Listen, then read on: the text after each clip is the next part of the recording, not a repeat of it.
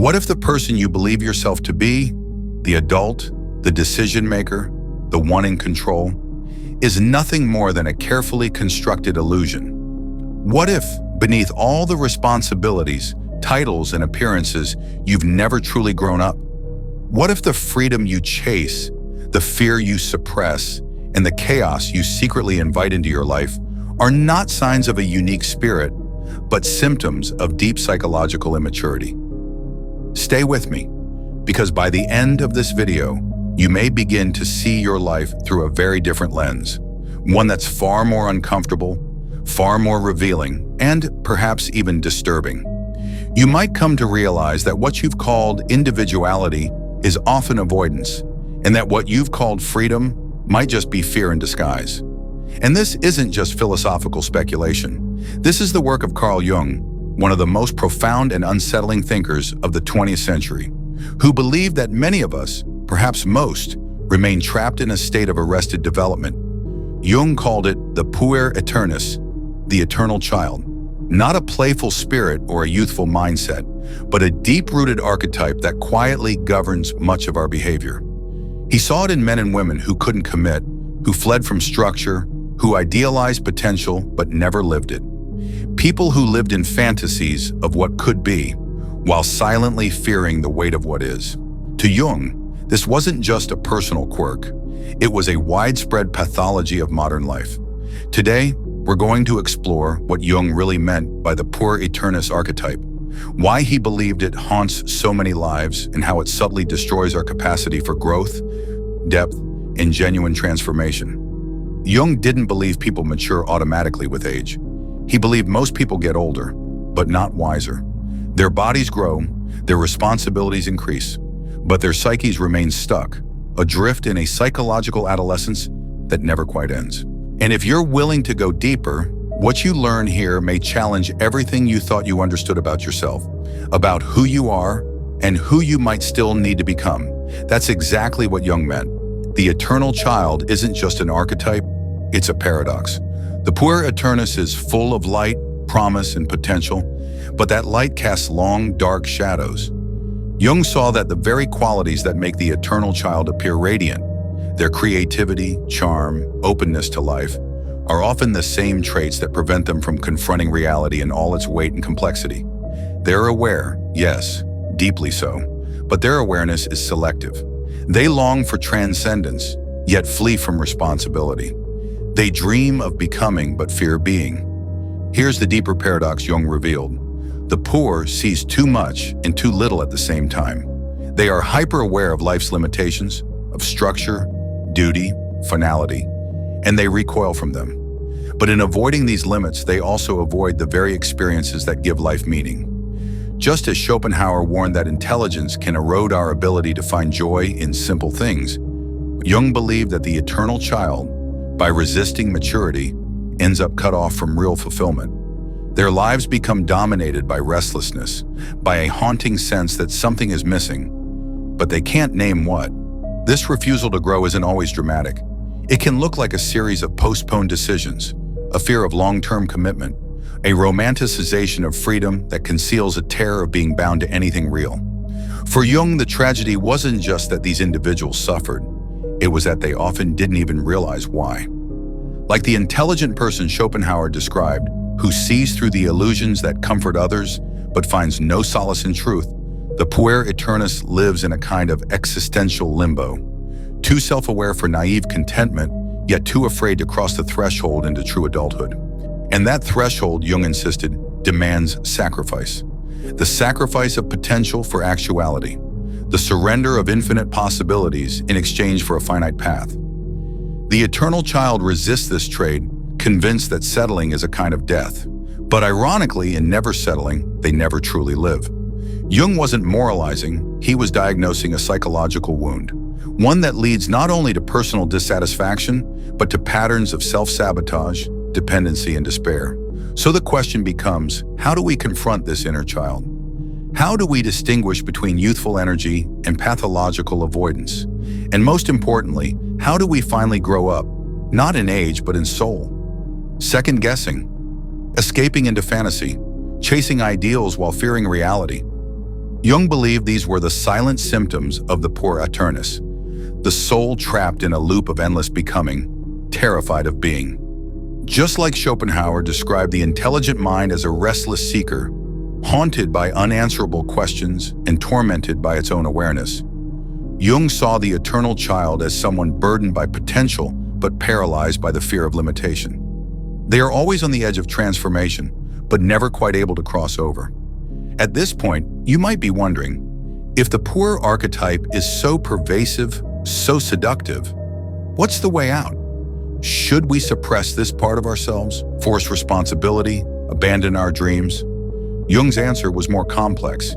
He didn't suggest killing the eternal child within us, but integrating it. He believed that healing comes not from rejection, but from confrontation. We must see the Puer clearly, name it, understand its seductions, and then choose something else.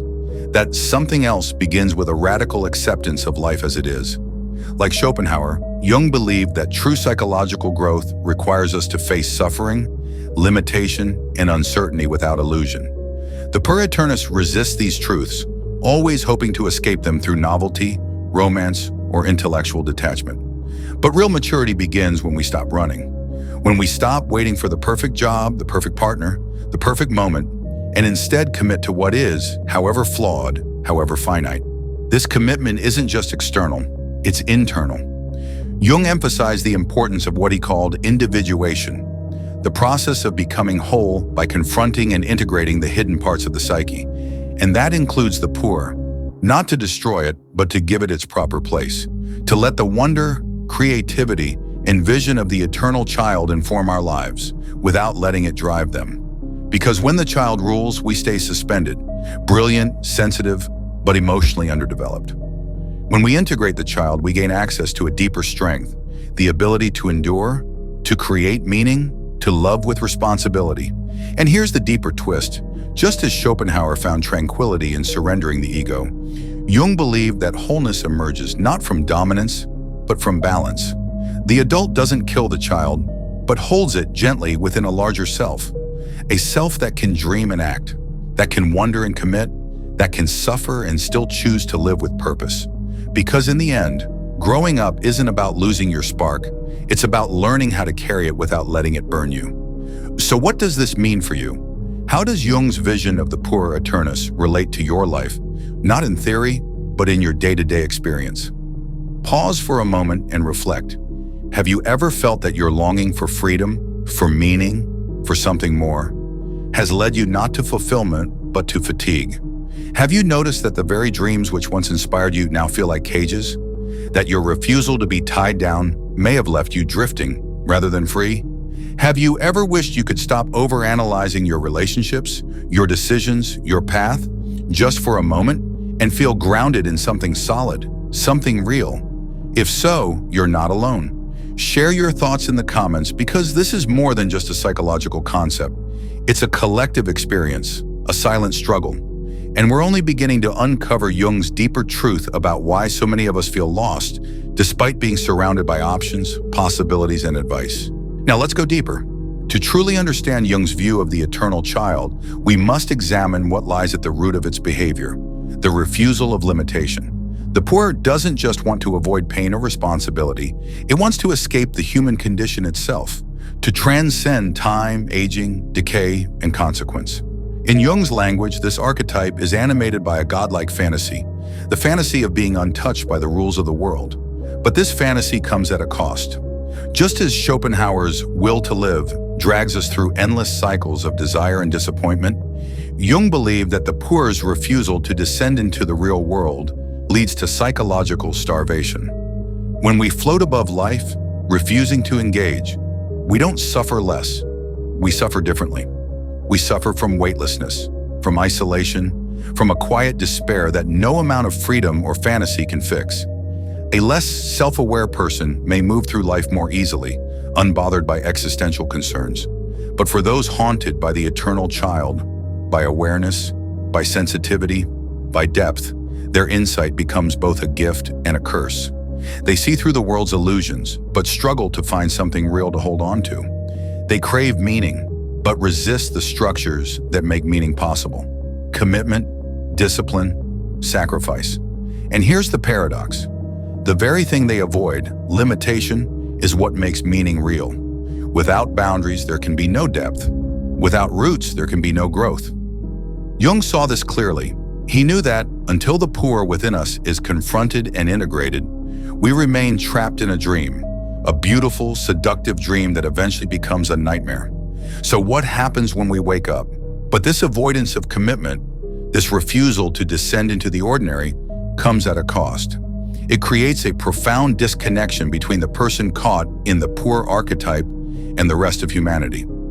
After all, how do you relate to people who seem content with the mundane, routine jobs, conventional relationships, simple pleasures, when your soul is fixated on the extraordinary? When you see the deeper, darker truths of existence, it's hard not to feel like an outsider, like you're watching life from a distance, rather than living it from within.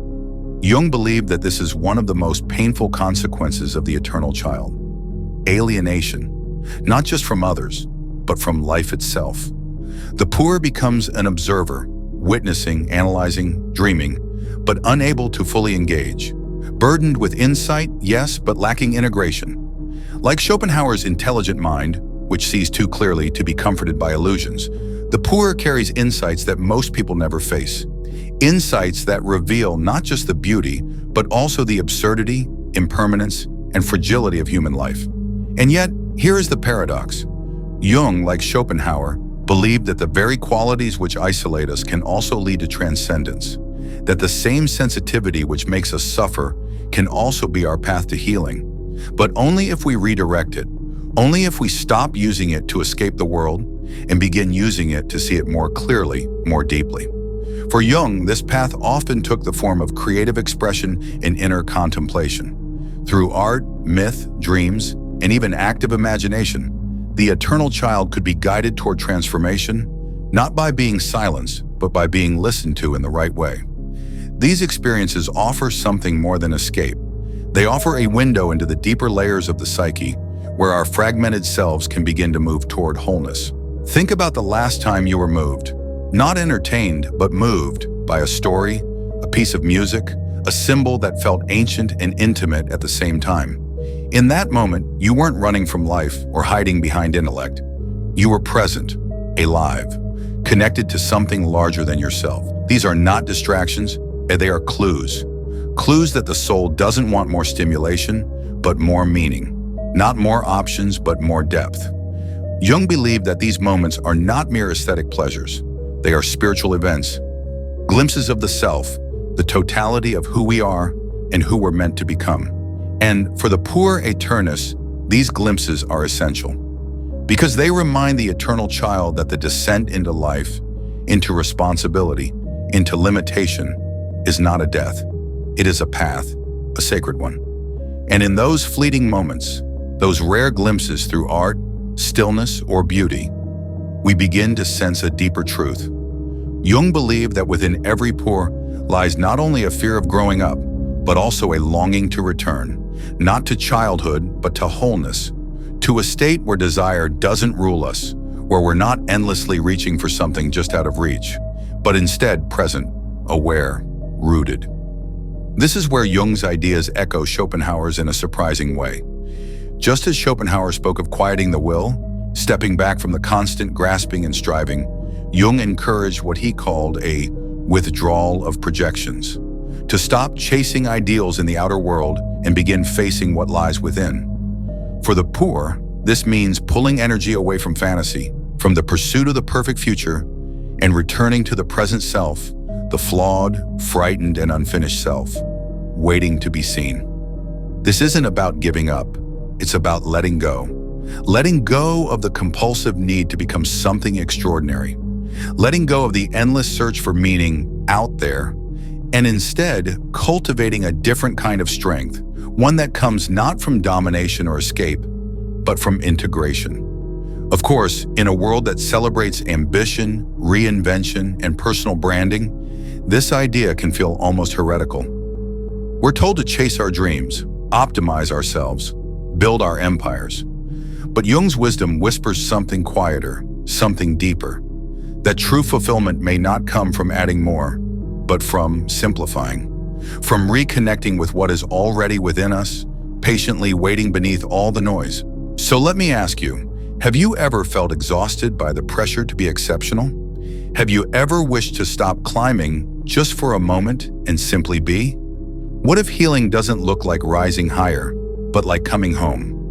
What if the most courageous thing you can do is stop running from your own ordinary life and learn to love it, not as a perfect dream, but as a real, living truth?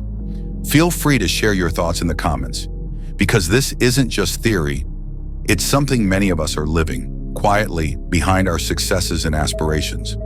And Jung's insights offer us not just understanding, but a path forward.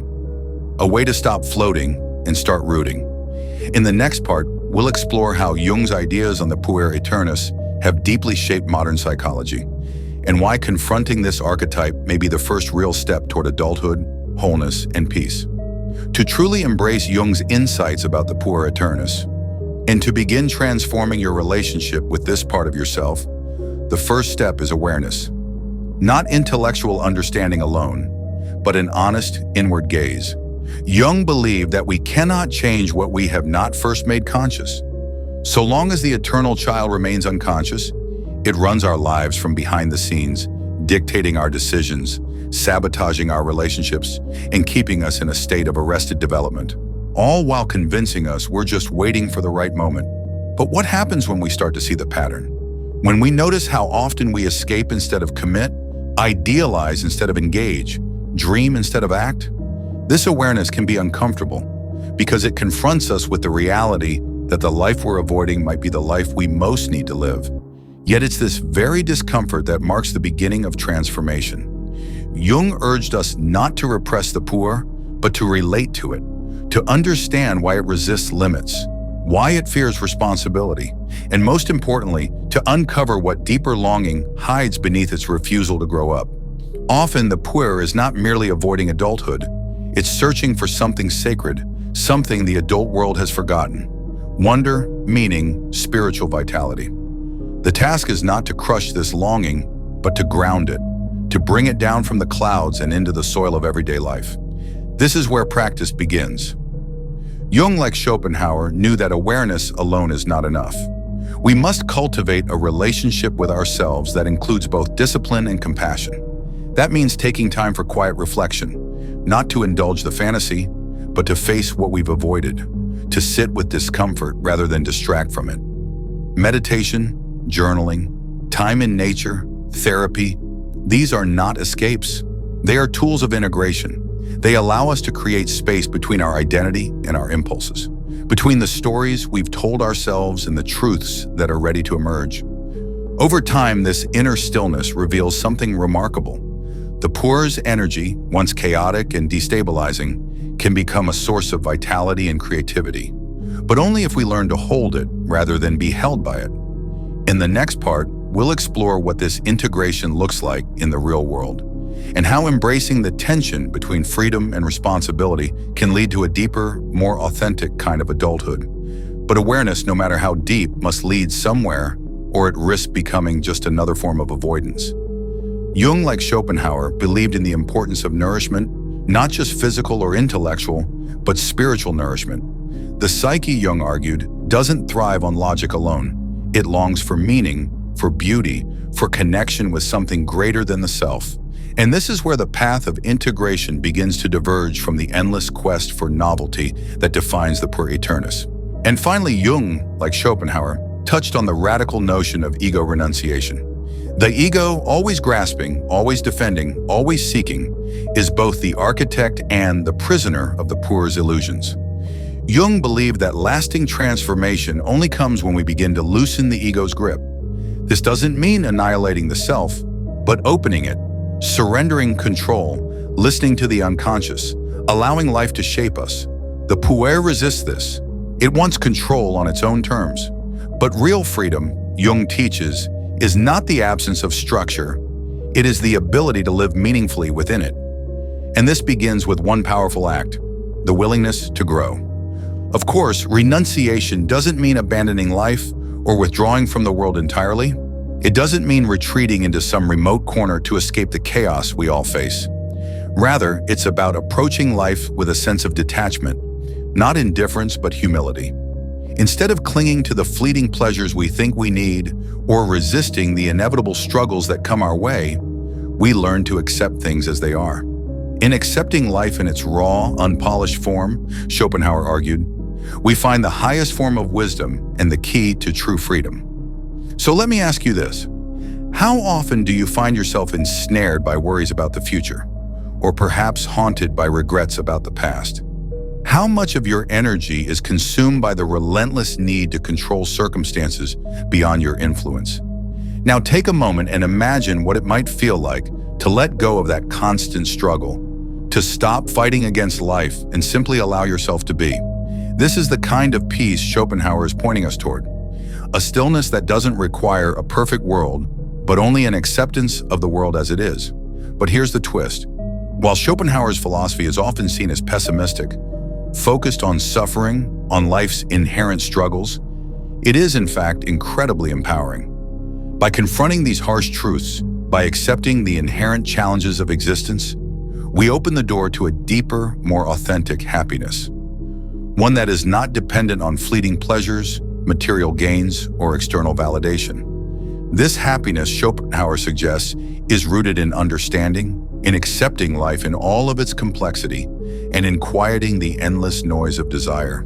So, as we wrap up this exploration of Schopenhauer's hidden secret about intelligence, I want to leave you with this thought. Intelligence is a gift, yes, but it's also a responsibility. How you choose to use it, whether to chase fleeting goals and superficial achievements or to cultivate lasting wisdom and inner peace, will determine the course of your life. In the end, it's not the amount of knowledge you acquire, but how you live with it that matters most. Schopenhauer's call for detachment is not about abandoning the world, but about changing how we engage with it. It's about understanding that true peace doesn't come from clinging to the things we want, but from accepting that we can't always have them. The more we let go of the belief that our happiness depends on external things, the more we open ourselves to a life that is unburdened by the weight of desire. This shift in perspective can unlock a sense of inner calm, a stillness that isn't disturbed by the ever-shifting nature of life. 3. The role of art and beauty. Art, as Schopenhauer teaches us, has the unique ability to provide a break from the relentless suffering of the will. Art offers a sanctuary where we can momentarily escape the endless cycle of desire and frustration. When we immerse ourselves in music, literature, or visual beauty, we connect with something deeper, something beyond the chaos of the material world. These moments of transcendence, though brief, provide a sense of peace that can be more profound than any intellectual achievement. Schopenhauer viewed music as the highest form of art, as it speaks directly to the soul, bypassing the intellect and resonating with the deepest part of our being. Music doesn't just represent life, it is life in its purest form. It doesn't rely on the rational mind to understand it. It speaks to the heart, to the essence of who we are. Art reminds us that there is more to life than the constant pursuit of success, recognition, or wealth. It invites us to pause, reflect, and appreciate life in its simplest, most raw form. 4. Compassion and empathy. For all the isolation that intelligence can bring, Schopenhauer also offered a way to bridge the gap between the intelligent individual and the world. He argued that cultivating compassion is essential to overcoming the alienation that often accompanies intelligence. By recognizing the shared suffering of all beings, we can begin to see others not as competitors or obstacles, but as fellow travelers on the same difficult journey.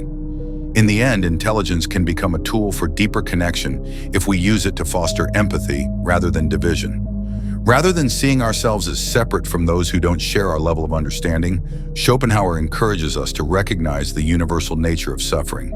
In doing so, we can build relationships based on shared humanity, offering a sense of solidarity rather than isolation. Final reflection. If any of this resonates with you, I encourage you to share your reflections in the comments below. What do you think of Schopenhauer's ideas? Have you ever experienced the burdens or blessings of intelligence in your own life? These are the kinds of questions that can reshape how we see ourselves and the world around us.